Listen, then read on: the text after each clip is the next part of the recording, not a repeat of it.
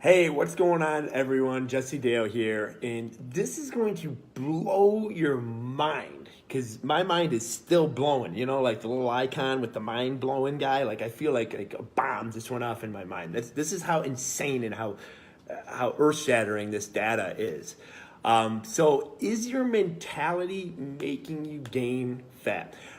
Just to give you a little bit of background about myself and my story. I'm a born and raised science person. Show me the data. If the data says I got to eat cardboard, I'm going to eat cardboard. If the data says I got to put leotards on and, jump around like a ballerina to gain muscle, then that's what I'm going to do if it's good peer-reviewed data. I'm a data person. I don't want to I'm just telling you my story, just being genuine. Like, I'm not into that, a lot of like the holistic stuff or the mind, body, spirit, which is hilarious because I am now.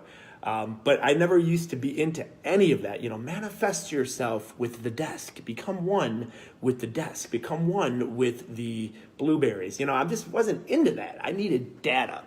So I just received this data from a training that I did, and this is from Dr. Area. She was a doctor at Harvard. She also did some studies at Yale, and she was looking into the placebo effect. We all say like, oh, it's just a placebo effect. It's, like it doesn't mean anything or whatnot. And that's how I was. I was like, no, data. So what they did, I'm going to show you 3 different studies that they did, which are just going to blow your mind off. The first is they administered morphine to 2 groups of people. Okay, now the first group, they administered morphine via doctor. The doctor came in, pumped the morphine in. The patient saw that that he or she was getting morphine, and then the other one, the morphine came from a pump, like a morphine pump. So the patient didn't know that they were getting it. And what they found is the people that experienced the relief of pain, okay, were the ones who they saw the doctor do it. So they believed they were getting morphine. Now here's the thing, both groups got the same amount of morphine, okay? Physiologically speaking, they should both have had similar pain relief, okay? The ones that didn't know they got it experienced very little pain relief. The ones that knew they got it experienced better pain relief because of their belief. It gets better. It's about to go down. Order another round. It gets better, all right? So the person, Dr. Area, she was a D1 athlete. And when she was doing, she must have been a psychologist. But when she was doing a lot of her research, she went to one of the department heads, I think in psychology, and it came across that she was obviously a D1 athlete. So she obviously put a ton of exercise in. And the clinical psychologist said, oh, okay, so you're in shape from the placebo effect of that you get from working out. And she's like, no, dude, it ain't a placebo effect. I mean, come on, progression overload. They are scientific principles. I have low body fat because I put the work in. Well, listen to this study that they did. So they took the work and equated it of what D1 athletes, I think they might have been basketball players, I don't recall. They put the work, the caloric expenditure and all that, and then compared it to someone who had a job. It was housekeepers, 85 housekeepers, might have been 84 housekeepers who put the same amount of caloric expenditure, the same roughly amount of volume lifted. And you think of it, when you work for like a Marriott, you ever see those housekeepers? I mean, they probably put in like 50,000 steps a day. They're constantly lifting stuff, hefting laundry around. And they asked these 84 housekeepers, they say, do you guys exercise? And 75% of them said no. Okay, so here you have the D1 athlete who's like, yeah, dude, I put the work in and I get the results out because I put the work in. That was their belief system. Then you had these housekeepers who were putting the same, if not more, amount of work in, but didn't believe that it meant anything, didn't believe that there was going to be any physiological responses, and got very little out. Now, you might be saying, well, yeah, well, they probably just didn't eat good or whatever. So what they did is they took these 84 housekeepers, divided them into 2 groups, and one of the group, they said, hey, listen, according to the Surgeon General, you should be expecting this, and this from all of this work that you put in. You should be expecting lower cholesterol. You should be expecting a reduction in body fat. They basically just had them watch a 15-minute video that just kind of pumped them up, okay? 4 weeks later, they tested the same housekeepers.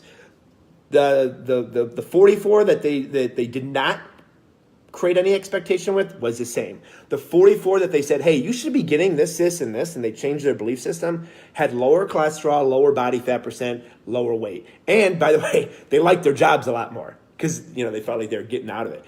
Insane. That is irrefutable. So basically, they changed their belief system and they started to get more out of it. Unbelievable. Okay? So the strenuous, the people doing the strenuous work, the second that they were told of what they should be getting out, they started getting it. Now this I actually believe this. I believe all of them. But this was nuts because the first two you can say, well, there's this and that. Someone like a naysayer can get on there and say all kinds of things. The next one, this is going to blow your mind, has to do with hormones. All right, so ghrelin is a hunger hormone. It basically tells you when you're full and to stop eating, okay? So if you have a ton of calories, your ghrelin is going to tell you, hey, quit eating, we're good, the tank is full. If you have a little bit of calories, your ghrelin, it's gonna go down a little bit, but it's gonna be like, hey, keep them coming, keep them coming. So they took two groups, all right, and they had the groups come in and they hooked them up to an IV and they paid them $75 to have a milkshake. And they said, hey, this is a 120 calorie milkshake. This is what should happen with your ghrelin because it's only 120 calories of milkshake. It's like a healthy milkshake. So this is what should happen for your ghrelin. They hooked them up to an IV, pumped in the milkshake, and lo and behold, their ghrelin, it went down, but very little because it was only 120 calories, okay? Then same people, and they said, all right, now we're gonna have you drink this like indulgent, like a real milkshake, like something from DQ, Dairy Queen. And it had, I think 640 calories. All right, so they pumped that milkshake in to them, and what happened to their ghrelin? Their ghrelin went down 3 times more. Okay, and again, this is a hormone we're talking about, a measurable hormone, okay?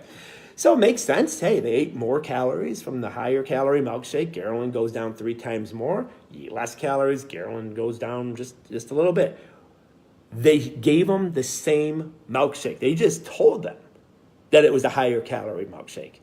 Is that nuts? It had the ability to control actual blood tested hormones based off their belief. And this one struck home for me as well.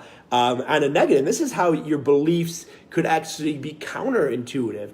It was like 4.5, maybe 5 years ago. It was a while ago. I was the strongest that I've ever been in my life. I was just killing powerlifting meets, deadlifting 555. I was like this close from a 405 bench. And I just started to get tired here and there. So I had my hormones checked, and they're like, oh my gosh, your testosterone is low. Like really low. And I'm like, oh my gosh, how long has it been that way? I had no idea. I thought, hey man, muscular dude getting strong, my T must be pretty good, right? They're like, well, this has probably been going on for a while. The second they gave me that information, guess what happened to my deadlift? Lost 100 pounds off my deadlift. Why? Because their data changed my belief system. I would have been better off not even knowing the data. Which the old Jesse would have been like, no, show me the science. But that is crazy. So basically, my belief system changed. On the thing with hormones, I personally know a person who their testosterone is insanely low. It's a male, and his testosterone is 100. That's really, really low. Well, guess what he does? He wins bodybuilding shows. He's not on any type of replacement. He should be in science terms, medical terms, he probably should be. But for whatever reasons, I think he wanted to have a family, so he decided not to, and wins bodybuilding shows. Where is his belief system? His belief system is probably, that's 1 out of 1,000,000 metrics. It's not going to affect me. And it doesn't. So to kind of put this all together, yes, science can enhance our beliefs, okay? But it's not necessarily the end-all, be-all. Even if, say, maybe you got hit with the genetic bad end of the stick or whatnot, okay? It's your beliefs that are going to put you forward and bolster you forward. It's what we ultimately decide we are going to believe that is going to lead to our success with nutrition, our success in the gym, and heck, why stop there? Our success in life.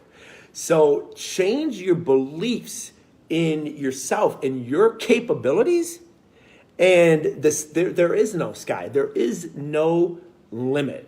Okay, particularly in the exercise and the nutrition realm. So change your mindset, change your reality. Your mentality is your reality.